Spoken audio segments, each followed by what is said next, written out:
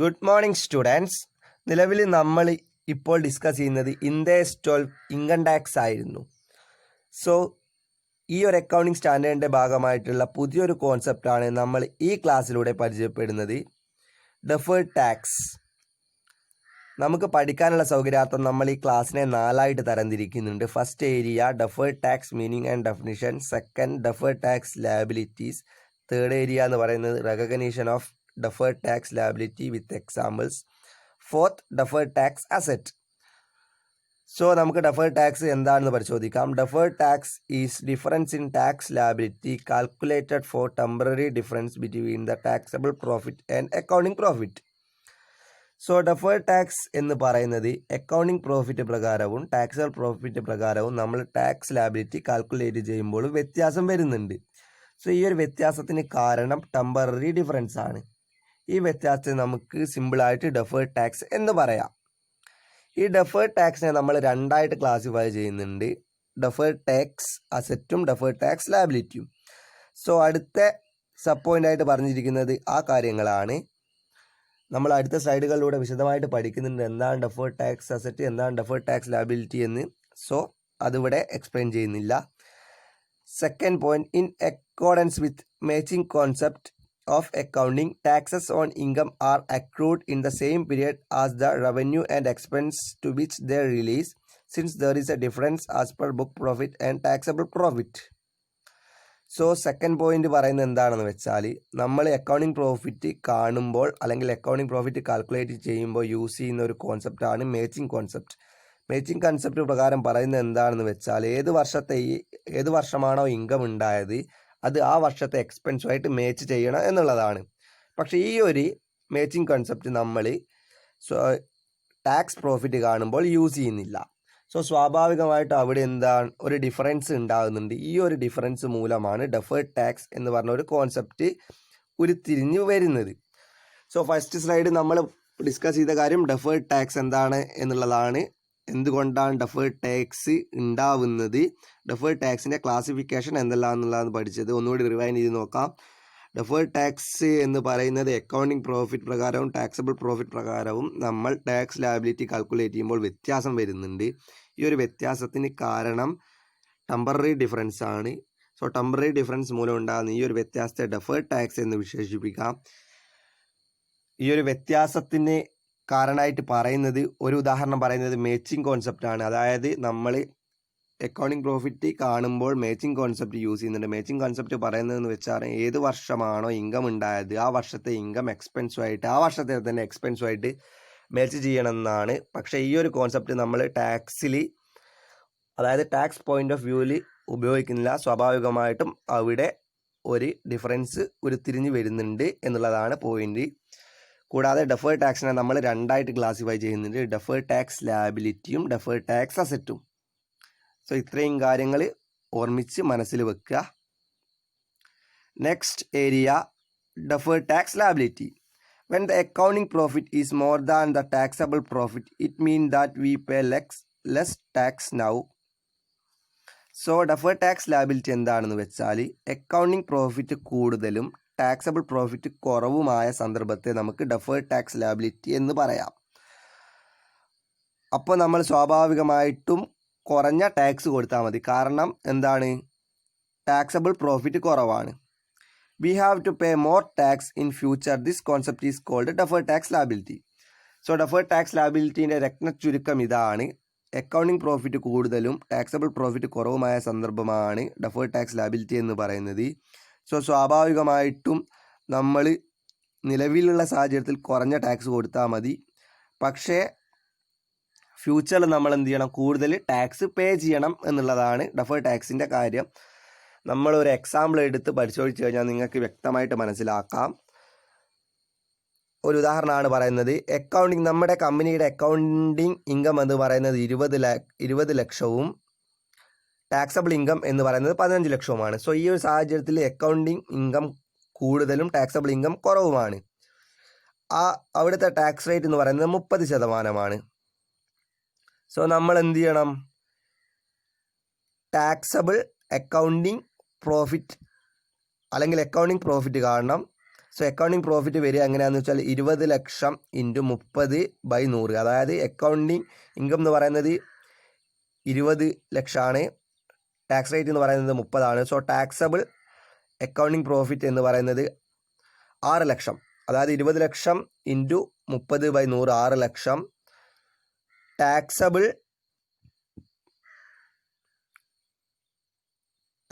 Profit അല്ലെങ്കിൽ taxable profit എന്ന് പറയുന്നത് 4 ലക്ഷമാണ്. അതായത് 15 ലക്ഷം ഇൻറ്റു 30/100.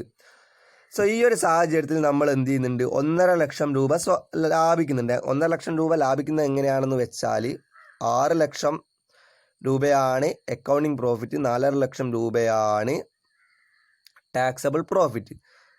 സോ ഈ ഒരു സാഹചര്യത്തെയാണ് നമ്മൾ ഡെഫേർഡ് ടാക്സ് ലാബിലിറ്റി എന്ന് പറയുന്നത്. സോ ഈ ഒരു സാഹചര്യം ഉണ്ടാവാനുള്ള കാരണം ടെമ്പററി ഡിഫറൻസ് ആണ്. ഈ ടെമ്പററി ഡിഫറൻസ് നമ്മൾ എന്ത് ചെയ്യുന്നു, ഫ്യൂച്ചറിൽ റിവേഴ്സ് ചെയ്യുന്നുണ്ട്. സോ ഡെഫേർഡ് ടാക്സ് ലാബിലിറ്റി എന്താണെന്നുള്ള കാര്യം ഓർമ്മിക്കുക.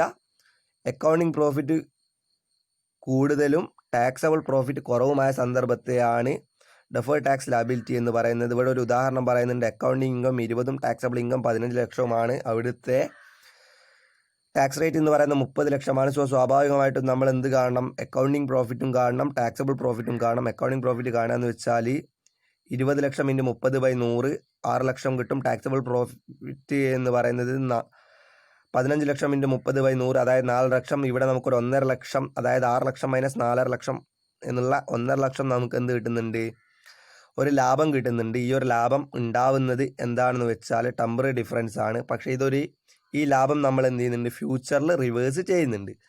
സോ ടാക്സ് ലാബിലിറ്റി വ്യക്തമായെന്ന് വിശ്വസിക്കുന്നു. സംശയങ്ങൾക്കൊന്നും ചാൻസ് ഇല്ല. എക്സാമ്പിൾ എടുത്തിട്ട് കോൺസെപ്റ്റ് കൃത്യമായിട്ട് മനസ്സിലാക്കുക. Recognition of deferred tax liability. So deferred tax liability എങ്ങനെയാണ് നമ്മൾ റെക്കഗ്നൈസ് ചെയ്യുക എന്നുള്ളതാണ് പറയുന്നത്. A deferred tax liability shall be recognized for all taxable temporary difference except to the extent that arise from. അതായത് എല്ലാ ഡെഫേർഡ് ടാക്സ് ലാബിലിറ്റിയും നമ്മൾ recognise ചെയ്യുന്നുണ്ട്, അതായത് 2 ഒഴികെ. So recognition of deferred tax ലാബിലിറ്റിയുടെ എക്സെപ്ഷനാണ് ഈ 2 കാര്യം. First, the initial recognition of ഗുഡ്വില്ലിൻ്റെ ഇനീഷ്യൽ റെക്കഗ്നീഷൻ നമ്മൾ ഡെഫേർഡ് ടാക്സ് ലാബിലിറ്റി ആയിട്ട് കൺസിഡർ ചെയ്യുന്നില്ല എന്നുള്ളതാണ് first point. Second point, the initial recognition of ascertain liability which transact with not a business combination and effects neither account profit nor taxable profit. Second point പറയുന്നത് എന്താണെന്ന് വെച്ചാൽ, നമ്മൾ business കോമ്പിനേഷൻ്റെയും ഇനീഷ്യൽ റെക്കഗ്നീഷനും അക്കൗണ്ടിങ് പ്രോഫിറ്റിൻ്റെയോ ടാക്സബിൾ പ്രോഫിറ്റിനെ എഫക്റ്റ് ചെയ്യാത്ത ട്രാൻസാക്ഷനും നമ്മൾ റെക്കഗ്നൈസ് ചെയ്യുന്നില്ല എന്നുള്ളതാണ് പറയുന്നത്. So deferred tax liability recognise ചെയ്യാത്ത 2 ഐറ്റം ആണുള്ളത്. ഒന്ന് പറയുന്നത് ഇനീഷ്യൽ റെക്കഗ്നീഷൻ ഓഫ് ഗുഡ്വിൽ നമ്മൾ കൺസിഡർ ചെയ്യുന്നില്ല. രണ്ടാമത് പറയുന്നത് ബിസിനസ് കോമ്പിനേഷൻ റെക്കഗ്നൈസ് ചെയ്യുന്നില്ല. കൂടാതെ അക്കൗണ്ടിങ് പ്രോഫിറ്റിനെയോ ടാക്സബിൾ പ്രോഫിറ്റിനെയോ എഫക്റ്റ് ചെയ്യാത്ത ട്രാൻസാക്ഷൻ നമ്മൾ കൺസിഡർ ചെയ്യുന്നില്ല. സോ ഇപ്പോൾ നമ്മൾ ഡിസ്കസ് ചെയ്തത് recognition of exception to the recognition of deferred tax liability ആണ്. സോ ഈ ഒരു 2 ഐറ്റം നമ്മൾ എന്ത് ചെയ്യുന്നില്ല, ഡെഫേർഡ് ടാക്സ് റെക്കഗ്നൈസ് ചെയ്യുമ്പോൾ കൺസിഡർ ചെയ്യുന്നില്ല എന്നുള്ളതാണ് കാര്യം. സോ ഈ ഒരു 2 പോയിന്റ്സ് എന്ത് ചെയ്യുക, മനസ്സിൽ വെക്കുക. അടുത്തത് നമ്മളൊരു എക്സാമ്പിളാണ്.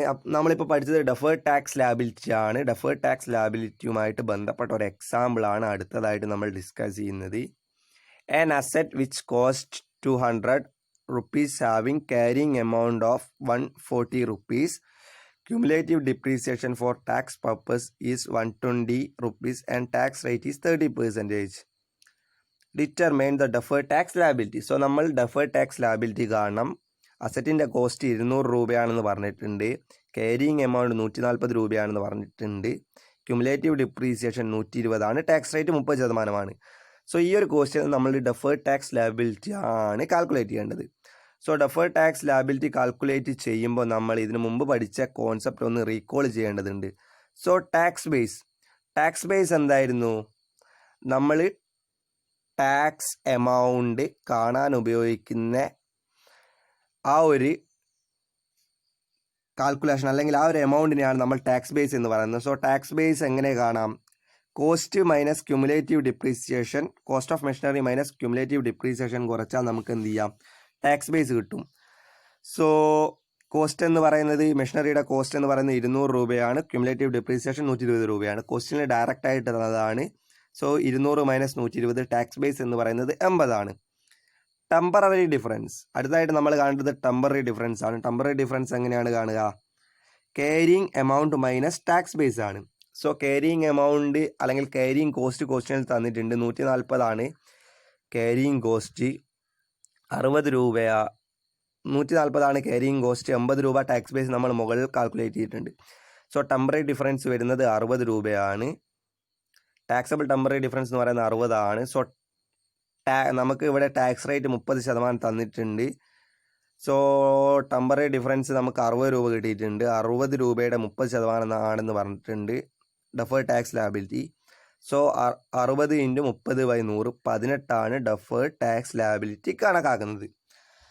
സോ നമുക്ക് സംശയങ്ങൾക്കൊന്നും ചാൻസില്ല, എന്നാലും ഒന്നുകൂടി റിവൈൻഡ് ചെയ്ത് നോക്കാം. ഫസ്റ്റ് പറയുന്നത് എന്താണെന്ന് വെച്ചാൽ,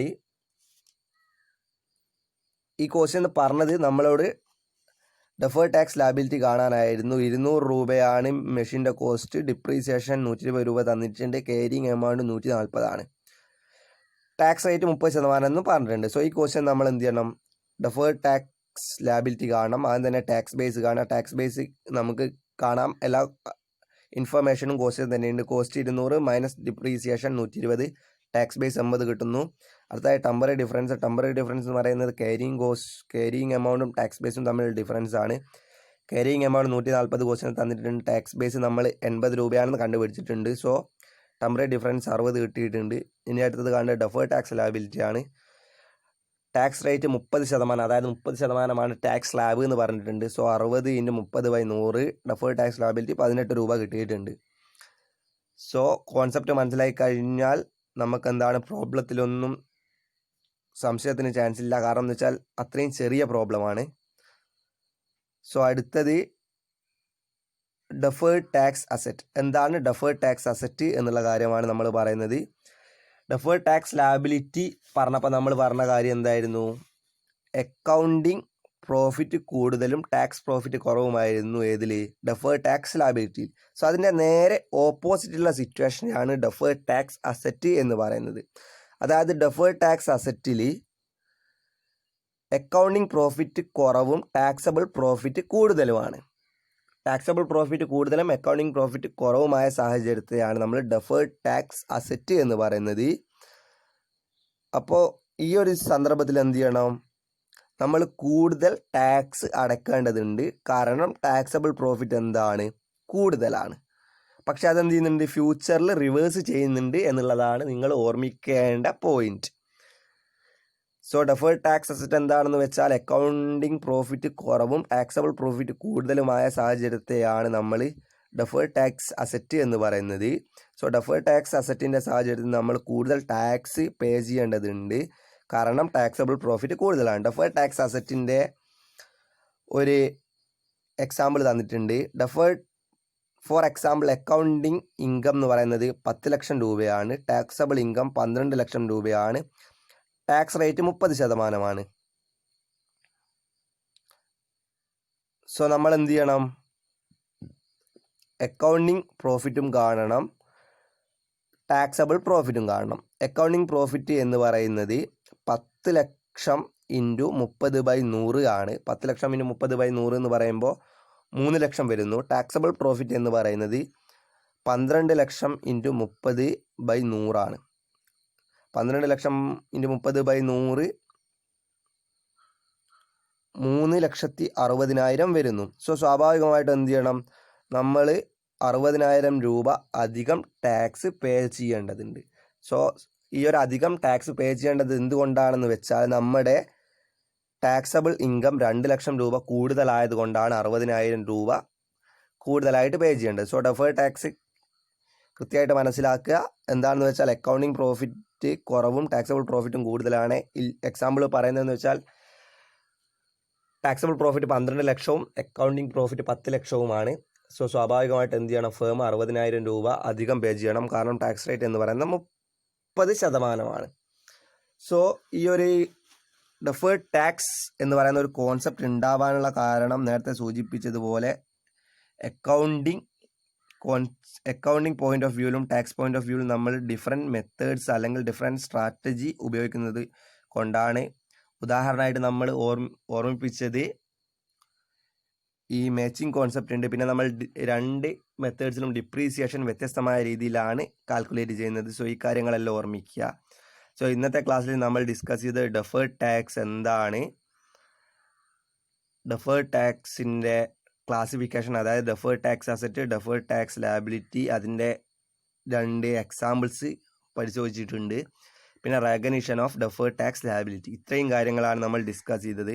സോ ഡിസ്കസ് ചെയ്തതിൽ എന്തെങ്കിലും സംശയങ്ങളോ കാര്യങ്ങളോ ഉണ്ടെങ്കിൽ ചോദിക്കുക, വ്യക്തമായിട്ട് മനസ്സിലാക്കി മുന്നോട്ട് പോവുക. Thank you.